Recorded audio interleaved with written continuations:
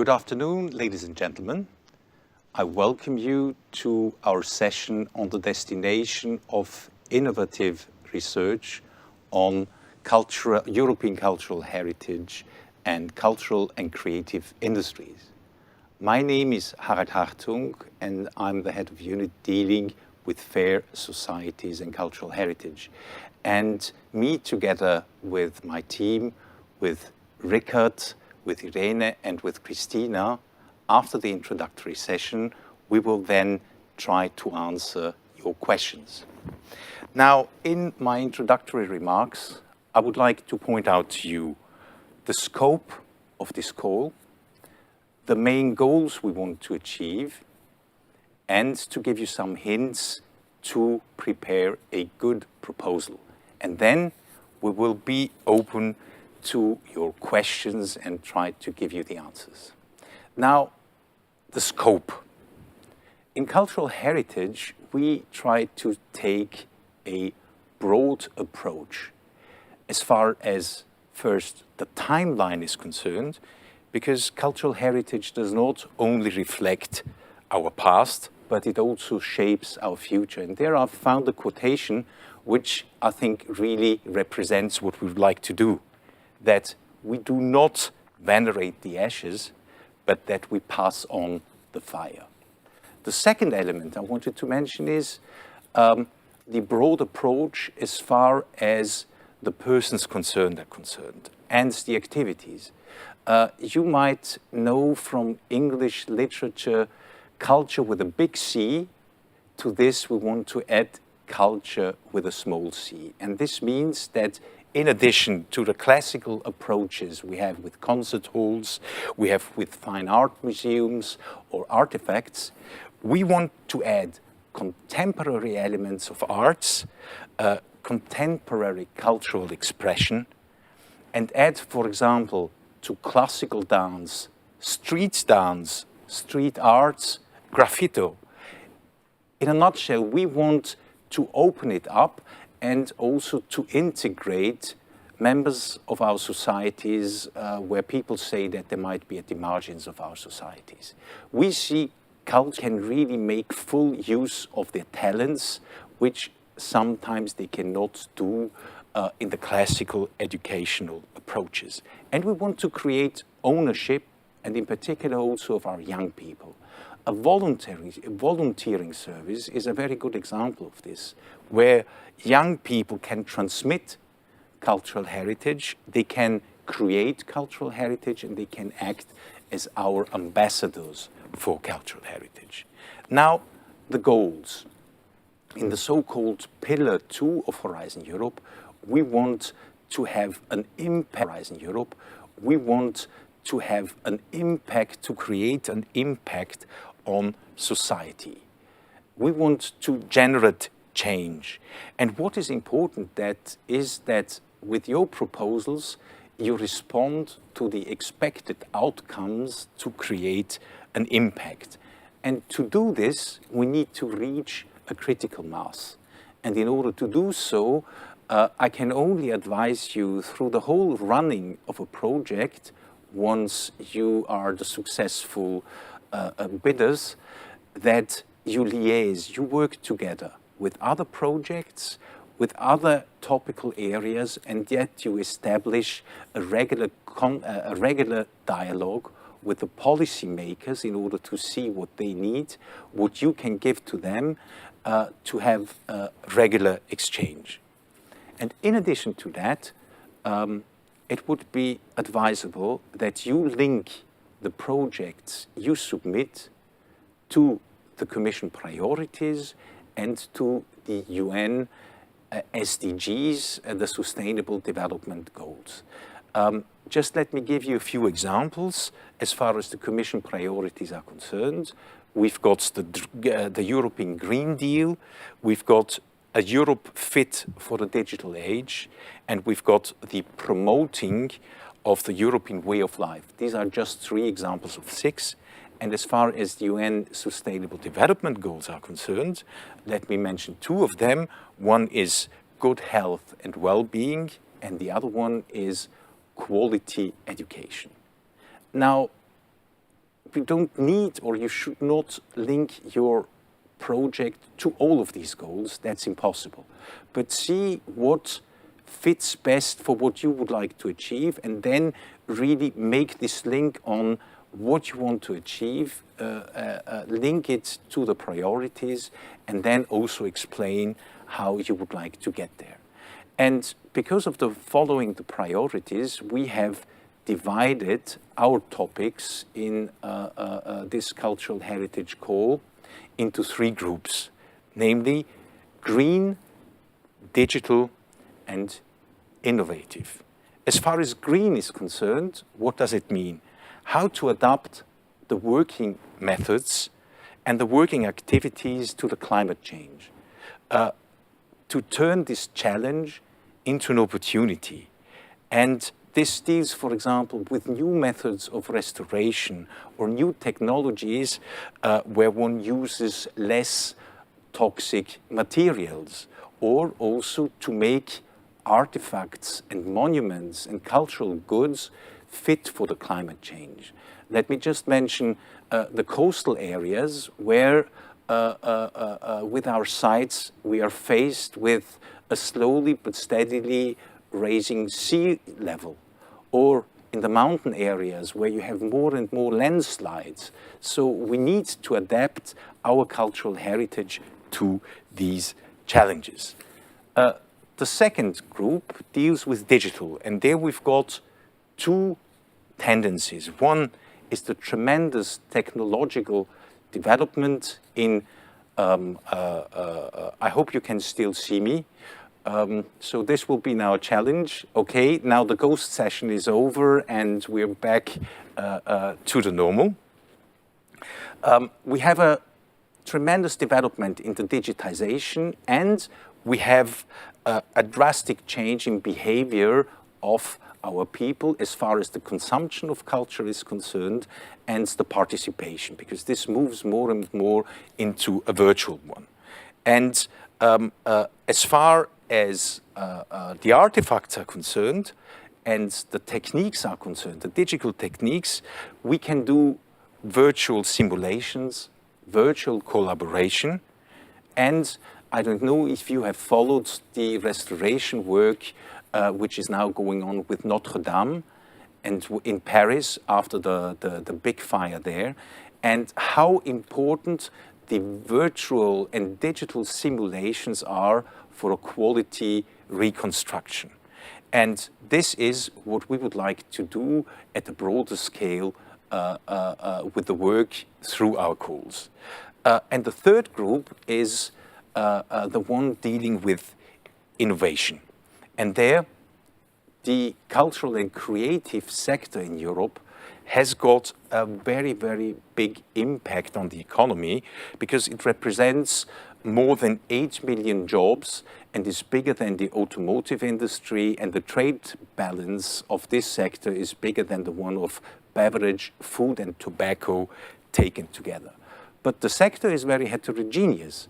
On the one hand, you've got the big multinationals, and on the other hand, you've got very small, sometimes one-person enterprises. But these creative industries have a real impact. Just bear in mind, fashion industry in Europe, design industry, music industry, and the gaming industries, and they, with their innovations, can have a powerful impact on the whole of the economy. Now, what we want to do with our calls is to foster the potential of this sector. We want to create a critical mass, and we want to initiate a cooperation throughout the sector and establish a permanent dialogue with our users and with the policymakers. I have now tried to set the scene for our discussions this afternoon. I hope that you had the opportunity to read, or not to read, but to watch the videos with the presentation of the individual topics. And now I myself, together with Richard, together with Irena and Christina, are happy to receive your questions. And let me also say that what we do when we answer your questions, it will be preliminary answers, and for the important ones of a general nature, we will also then put the answers into the frequently asked questions and answers. You can access this through the website, and within the next few days we will upload it so that you can also after this really check these things. And this leads us now to the question and answer session, and I can already see one first question, namely for the heritage topic 0104. What is the meaning of small-scale pilot trials? How small are they? And what is expected in terms of experimentation? I will try to give you some elements and then leave the more difficult part to Rickert, because we've done a division of tasks. I do the presentation and he gets the difficult questions. No, but we try to do this all together. Now, small-scale pilot trials. There is no quantifiable measures for small scale. But small scale means that the trials should contain all the elements which are needed for the success. You can then, of course, upscale it after the project or adapt it to other circumstances, but the small-scale pilot trials should already have all the elements of success in it. Rickert, could I hand over to you, maybe also to mention something about experimentation? Thank you very much, Harald. And this is actually a very good question, because as Harald mentioned, we don't have a definition of small-scale pilots in the topic. What we want to signal is that it doesn't have to be very ambitious pilots covering the whole geography of Europe or covering all the target groups. So what you have to, it's basically up to the applicants to assess what sort of size of the pilot you need to achieve what is expected in the topic, and this is defined here. So what you have to achieve is to verify and refine the effectiveness and sustainability of the proposed methods. So this is, I would say, what is defining how small or large the pilots should be. Thank you very much, Rickert. I now go to the next questions. How country partners which are not in the macroeconomic regions can participate? I think to answer this, we first need to say what are the macroeconomic regions, and I think there is no legal setting, but there is a political approach to this.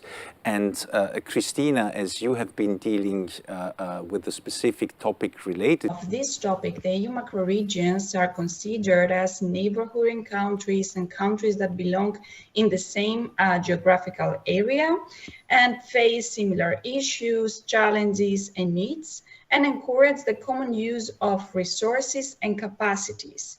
Those regions might also have similar geographical characteristics or cultural similarities that could provide also the basis for cooperation and joint strategies. So this is how we define macroregions in our topic in the Cluster 2 work program. Now, as regards countries or territories that do not belong in, as regards the territories that want to take into, to participate in the topic, and in the macro-regional cooperation, we would like to remind you that in the description of the topic, we also mention the outermost regions that can also participate in this topic, and the participation of those macro regions in our topic can be discussed and be decided in cooperation with the member states who will participate in the proposals. Thank you, Christina. And as far as these approaches are concerned, well, the Commission has developed some strategic papers for macroeconomic regions. Just let me give you the example of the Baltic Sea, the Mediterranean, or the Alpine region. This just as a few examples. Now, the next question relates to topic Heritage 0102. Can a non-CCI entity coordinate as long as the CCIs integrate the consortium as an end users? Could I pass this on to our specialist on CCIs who sits next to me, Richard? How would you answer this question? Thank you, Harald, and thank you, Natalia, for this question. The short answer is yes. There's no legal limitation as to which kind of partners can be part of a consortium under this topic. So a non-CCI entity can very well coordinate a project. What, as always, is important is that the proposal corresponds well to what is expected under the topic. And as you have seen, one thing which is expected is a wide engagement of CCI. So they have to be somehow attached or connected to the project, but they don't necessarily need a CCI to coordinate it. Thank you, Richard. Okay, now the next one is for Cultural Heritage 01. What do you consider remote methods? Is the measurement made remotely, for example with a drone, or a sensor on the monument transmits Wi-Fi? What do we understand by the remote methods and how strict are we with this? Thank you for a second good question, Natalia. In the topic, this is the topic on advanced technologies for remote monitoring of heritage monuments and artifacts. There is not a very strict definition of remote methods, but I think you should refer to the sentence saying that remote methods should allow to access buildings or objects or sites which are not easily accessible or in remote places for representative sampling. So probably depending on the setting, probably yes, drone or sensors actually mentioned explicitly in the topic as an example. And there's nothing prescribed as for the transmission technology. It could be Wi-Fi or it could be something else. So the short answer would be yes. Thank you, Richard. I'm now waiting for the next. What you consider the macro region, does this mean that Portugal is excluded from being an object of study or use case? Well, preliminarily, I can already say no, Portugal is not excluded, but I think that Christina can further elaborate on it. Exactly. Thank you very much, Harald. The eligibility conditions of this topic are the same as in other topics of Cluster 2. Therefore, all the member states, including Portugal, and all the member states, I'm saying again, and other associated countries can apply for this topic. And as I mentioned already before, in the context of this topic, macro region, with the macro region definition, we consider countries that belong in the same geographical areas and have the similarities and similar challenges and needs.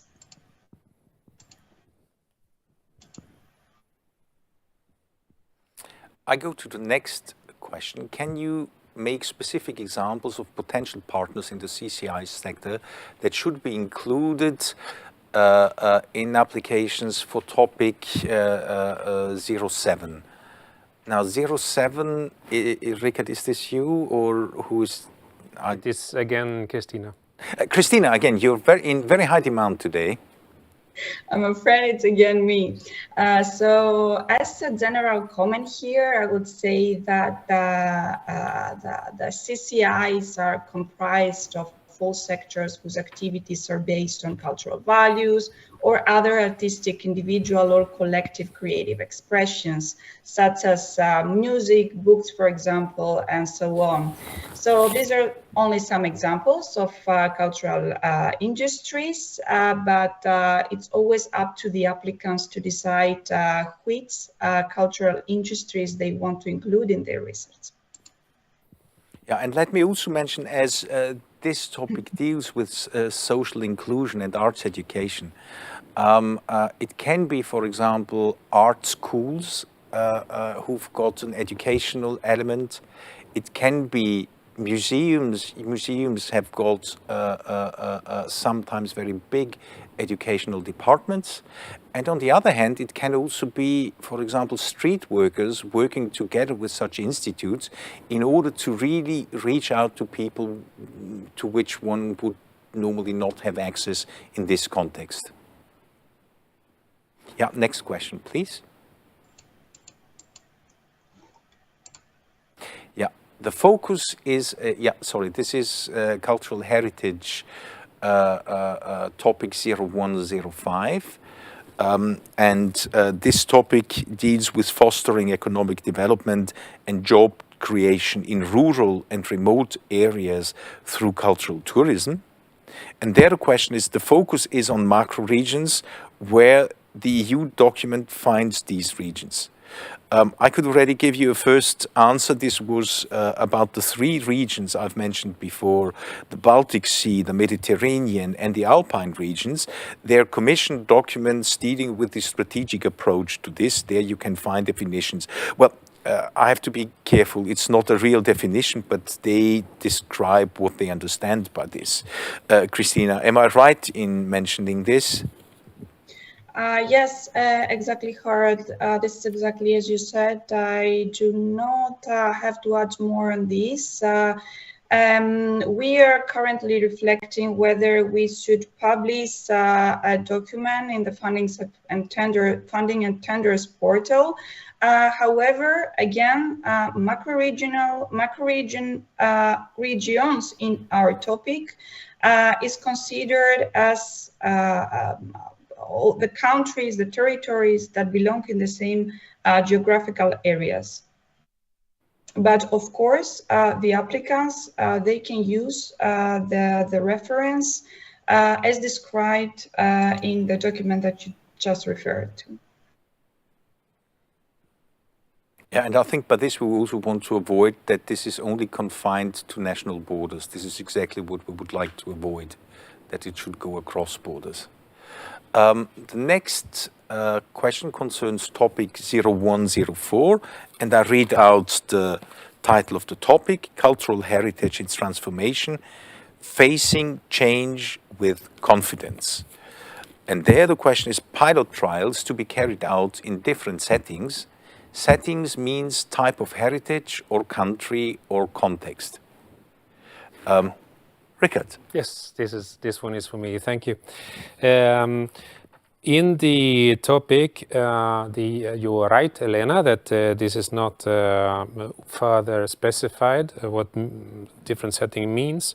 But if you look a little bit further down in the topic, it does say that the method should be effective across cultural, regional, geographical, political, and socioeconomic diversity of Europe. So what the applicants have to take into account is to design these minimum 3 pilot trials in a way so that you can, with a certain confidence, say that they do work across all these different dimensions of differences which exist across Europe.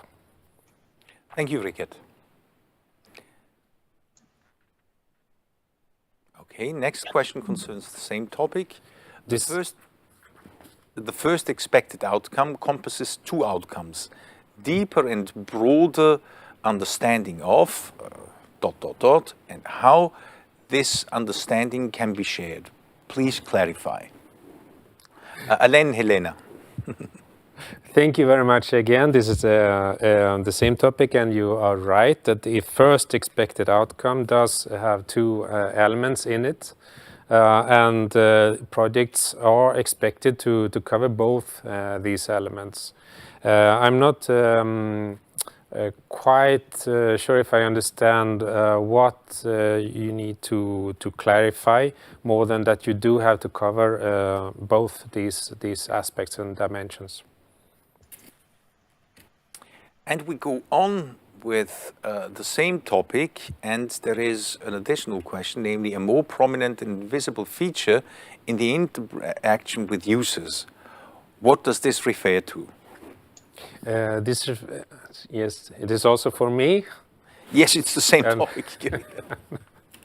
This is about the core of this topic is to exploring the transformative nature of cultural heritage, and how this can be, let's say, further used or exploited in interaction with users. So what is meant with this sentence is to highlight this idea which the topic is built on. More prominent and visible feature in the interaction with users, which are the people who interact with the cultural heritage in question. Okay, and now we go to the topic 0101, and I read out the title. Advanced Technologies for Remote Monitoring of Heritage Monuments and Artifacts. And there the question is, does each project have to approach monuments, buildings, and artifacts? Technologies vary a lot from buildings to artifacts. Yes, this you are looking at me, Harald, yes. And it's true. This is it's also a good question, because the topic is formulated in a way that these three categories of cultural heritage are listed one after the other.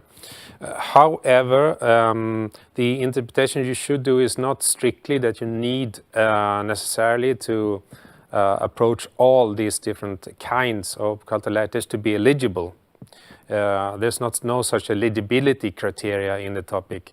However, in order to have a good evaluation, you probably need to show that the technologies you are developing will have an important impact on the cultural heritage of Europe, and then you may need to approach different categories of cultural heritage. But it's up to the applicants to decide what to focus on to achieve the expected outcomes and the maximum possible impact. Thank you, Richard. Now, the next point is our GLAMs. It's the abbreviation for galleries, libraries, archives, and museums considered the CCIs. Now, let me first mention that we deliberately did not put in a specific definition of CCIs. But if you take the definition or the description which is used by UNESCO, there they say it's the production and creation of creative content, as well as their promotion, administration, and things linked to it. Normally, one would think about CCIs, the classical industries like design, fashion, architecture, music, film, gaming, but all others who also produce creative content can also be considered contributing to this element. So therefore, we've got a rather wide approach, and I would say that it very much depends on the specific topic and where you think that the GLAMs would have a role to play to make the topic a success, then they're most welcome to be in. So I think we there have a rather open approach. Richard, would you like to add something to this one? Maybe I can expand a little bit on this. The short answer would be that it depends. Galleries, libraries, archives in the work program. Thanks very much, Richard. next question is on the heritage topic 0105, and I read it out again to you. Fostering socioeconomic developments and job creation in rural and remote areas through cultural tourism. And the question is, are proposals expected to address multiple macro regions, or is it envisaged that projects would address only one macro region? Christina, this question, I believe, is for you. Yes, again, it is for me. And I think that the answer is very simple. For once again, it's up to the applicants to decide which and how many regions they want to take into consideration into their research, as well as how many areas within those regions they want to focus on.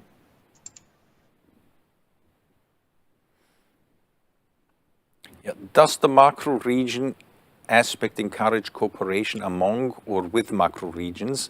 Christina, this is a follow-on question for you. I think that at least the way I understand it is very similar to the previous question. So my answer is the same, that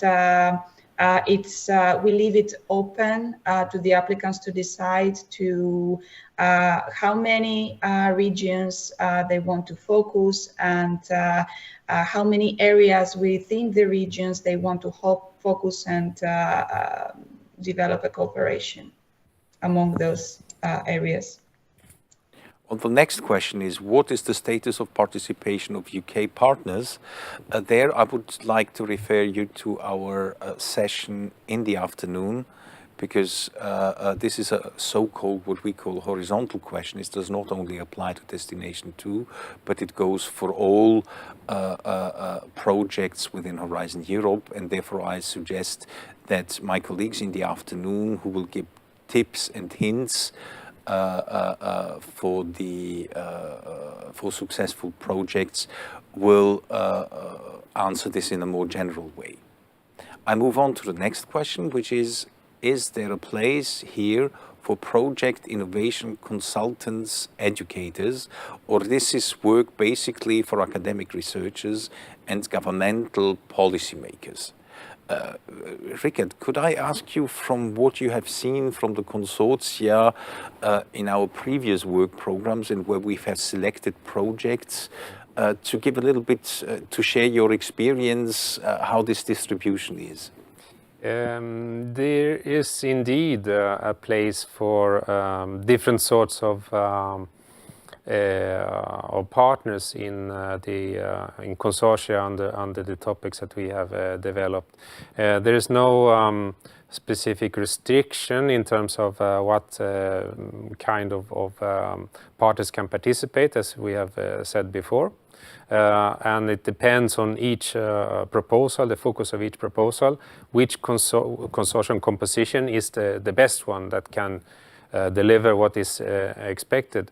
Our experience, past experience, tells us that we most of the time have a mixture of partners in the consortia, comprising both academic researchers, sometimes consultancies, and private companies that may be SMEs in some cases, or large companies in other cases. So really cross-disciplinary, I was about to say, but a mixed consortia typically. Thank you, Rickard. And then, can you define validated framework and expected outcomes? This refers to the topic, again, revisiting the digitization of cultural heritage, what, how, and why. And on the third expected outcome, we are demanding validated frameworks that support the cultural heritage sector to make the best use of their digital assets. And what is meant by these validated frameworks is that they have to be evidence-based. They have to be based on some sort of experience and evidence. They can, and that's further defined a little bit further down in the scope text with some more detail. This is the meaning. Okay, thanks very much. And then we go to topic 0103. I reread it again. Revisiting digitization of cultural heritage. What, how, and why is focus on digitization for VR, AR in built environments, namely monuments and museums, is the space for library, archive collections and widening interaction. As far as library and archive collections, I can already take the easy part of the question. Yes, it's also part of it. And for the additional elements, Rickard, are there additional things you would like to add? I could say so much that there is no exclusion of focus. It's up to the applicant to choose a focus which delivers well on the expected outcomes and the expected impacts. So you could very well focus on digitization for virtual reality or augmented reality. But you have to make sure that your project delivers on the 4 expected outcomes and also the expected impacts. Thank you, Rickard. The next one would be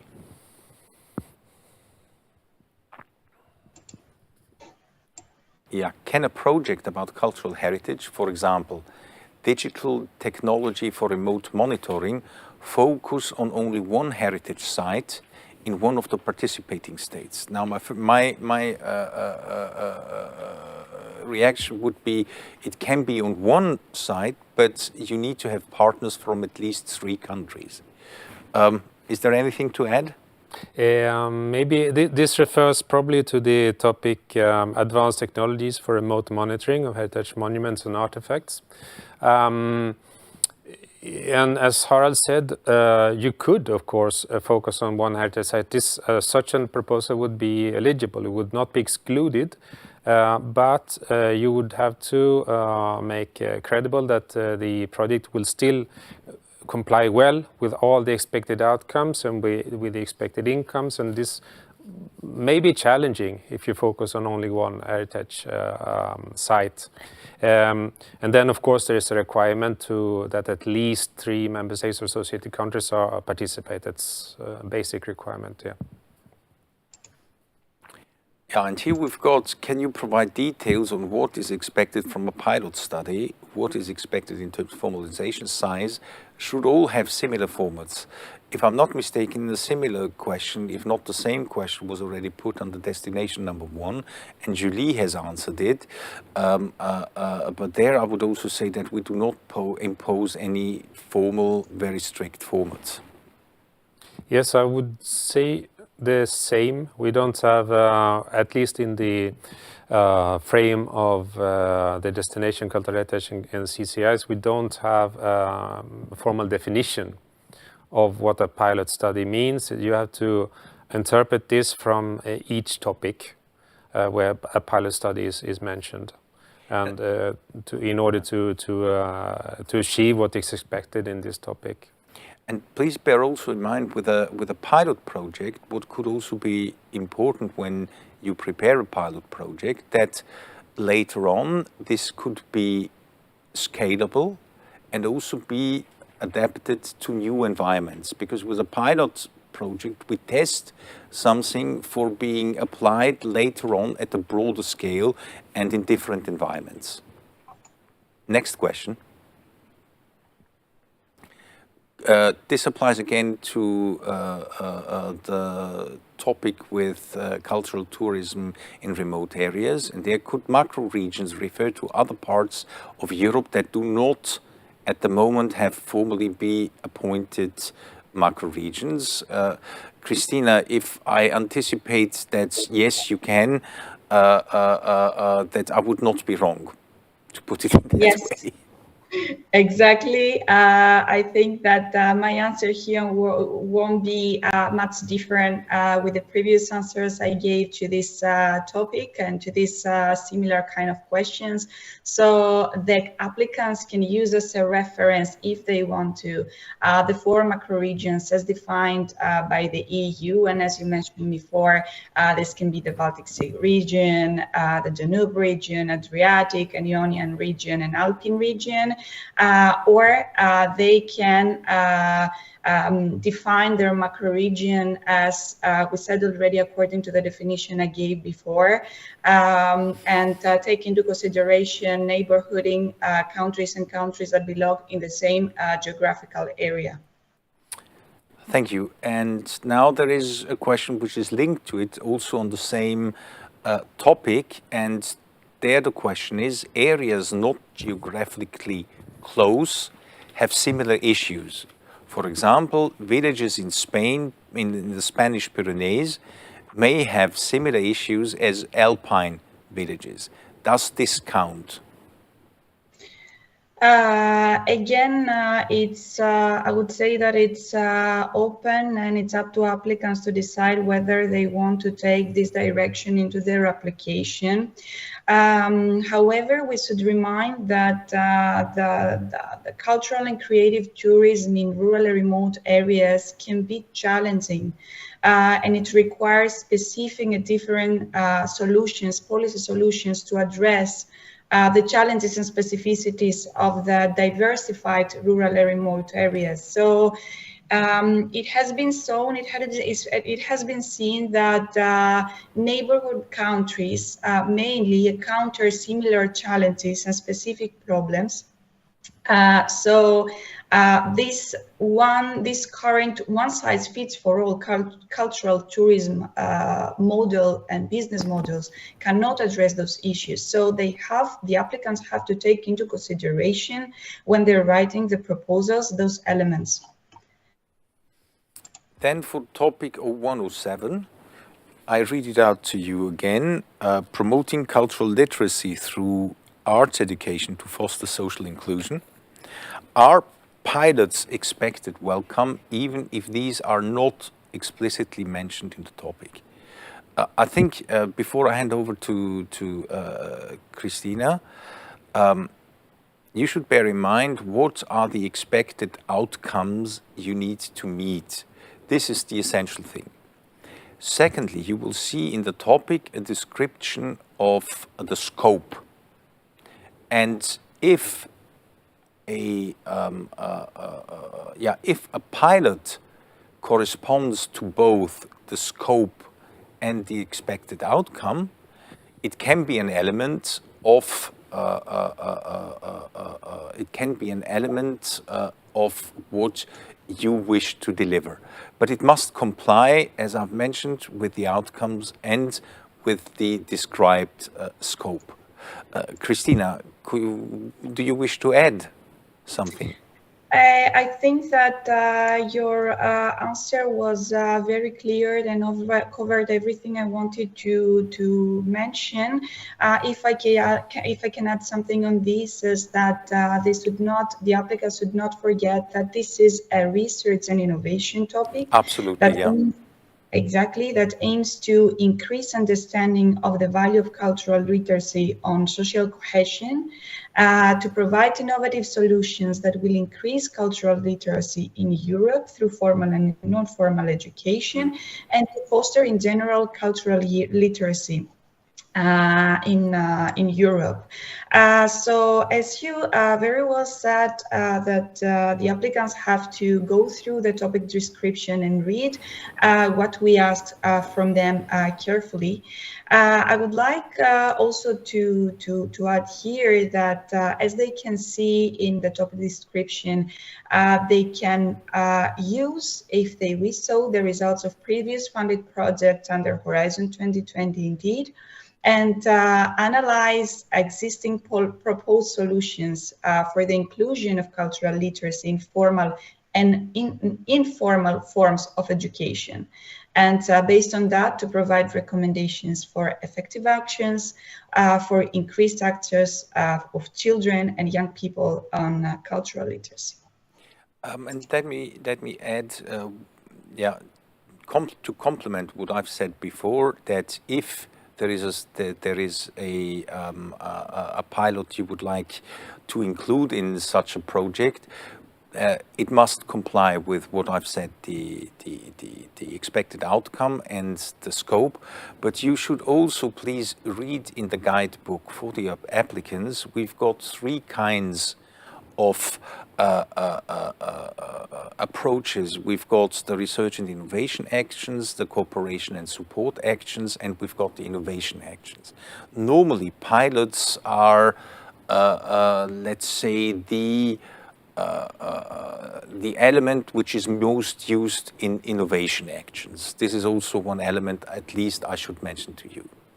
I now go on with project 07. Can you specify how many different stages of education must be included in the scope of this, nationally and in the whole project? I think the answer will be replied by me, and I would say that for once again we leave it open to the applicants to decide how many stages of education they want to take into consideration into their research, whether they want to take into consideration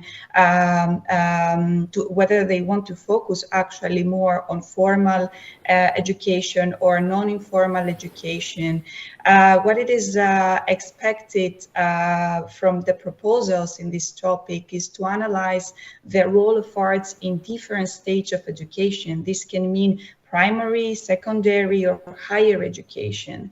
And they can include, as I said, also non-informal education in their research, especially in cases when non-formal education methods are integrated in formal education curricula. So apart from that, it's open to applicants to decide each time in which cases they want to focus, which elements they want to focus. Thank you, Christina. And now we have the next question. All projects should participate in consultation activities with the project, the ECCCH 0101. Well, this is the project on the cultural heritage cloud infrastructure, as it is called in colloquial terms in our work. And are there some concrete instruments for such participation? We will then, in the first session in the afternoon, deal with this specific goal. But Richard, maybe you could already give a preliminary answer. Yes, I was about to refer to the specific session at 2 o'clock. But the answer is that we don't define or prescribe such instrument. It is up to the applicant to define how it is supposed to work. Yeah, and you might maybe have heard already with our destination as well as with destination 1 that in very many instances we say that we do not have a precise prescription on how this needs to be done, and this is something we do deliberately, because if we already prescribe to you exactly in what way things should be done, we would no longer be in research projects, but we would be in public procurement, where we not only say what exactly we expect, but also tell you exactly how you should do it. As these are research projects, we want to keep it open that you come up with new approaches in order to find solutions. I go to the next question, which is that the Heritage Program 0104 talks about helping society to face change with more confidence and less fear. What kind of changes are referred to here? Rickert, could you give one or the other example? Yes, a little elaboration perhaps that this one of the basis of this topic is that we are, let's say the statement that we are in a period of drastical changes for many reasons. One is the climate change, which means the adaptation of societies to become, let's say, compliant with the climate, but also adaptation to live with the climate changes. Another important transformative force is the digital transformation, which we are also living through right now. So this, but the essence here of the topic is not necessarily to focus specifically on these changes, but to develop a methodology where we are exploring and exploiting the transformative nature of cultural heritage to address such fear and loss of confidence. But yes, the changes we are thinking of in the close time are the ones connected to the European Green Deal and the digital transformation. Sorry. Thank you, Rickard. The next one goes for the same topic, and there it refers to small pilots. And there the question is it possible to study changes or interventions that have already occurred but not been studied? Are these pilots? I would say you can study these things, but a pilot is an action where, is an initiative with an action and not a study in itself. So we have to distinguish. Well, I would say, if you give me the word, Harald. Yeah, sorry, yes, of course, yes. Thank you, Clara, for this question, because it's a little bit a tricky one. We are saying in the topic that it's a plus. You should build on previous work, previous knowledge, and not start from zero.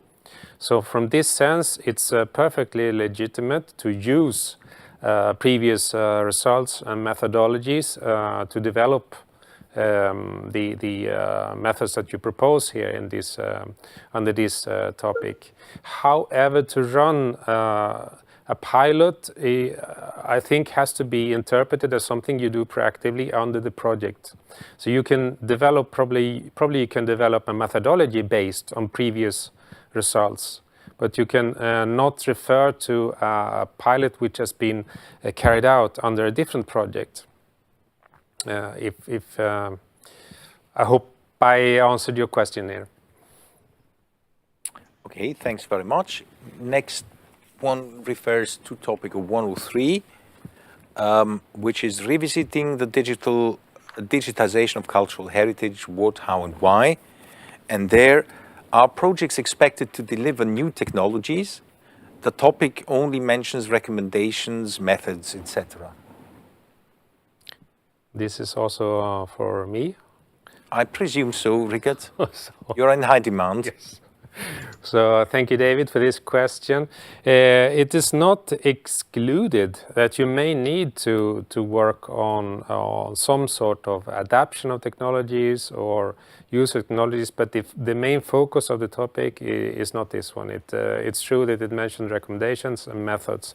That's what the focus is on, and you may develop a valid proposal under this topic without including the development of new technologies. And I'll now go to the last question because we're nearing the 1 o'clock deadline. It's also for your 104 topic. Yeah, could you define what is intended by greater confidence? It's challenging, yeah? It's challenging to define. Hopefully, if you read the topic, I hope it will be clear what we mean by this. We are taking we are starting from the fact that many people today feel insecure, feel afraid of everything that is happening in everything which is changing in society, and the goal is to instead, as to the extent this is possible, give confidence that they will thrive under these new conditions, and challenges will be solvable. So I hope this maybe clarifies it a little bit. Thanks very much, Rickard. And with this, we now come to an end of our session on the destination on innovative research on European cultural heritage and cultural and creative industries. I should take this opportunity to thank you for your very active participation and for your questions, because it not only should clarify things for yourselves, but also for all the colleagues who have been listening. I thank my colleagues who have drafted the topics for their intense work in drafting it, and then also in giving the answers to the questions the colleagues still have. I think this is clarifying for you, but it is also clarifying at the same time for us, and it is very useful.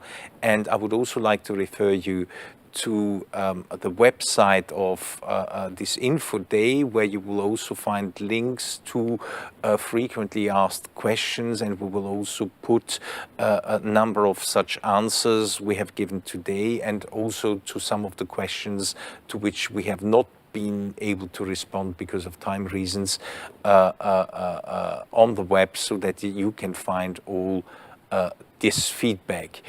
We will now have a break for 1 hour, and we will resume again at 2 o'clock. At 2 o'clock we will have a half-hour session which still deals with Destination 2, and there this session is very much specialized on the cultural heritage cloud for museum professionals, and we will then have an hour session to deal with this. I thank you for your attention and look forward to having you on board again at 2 o'clock.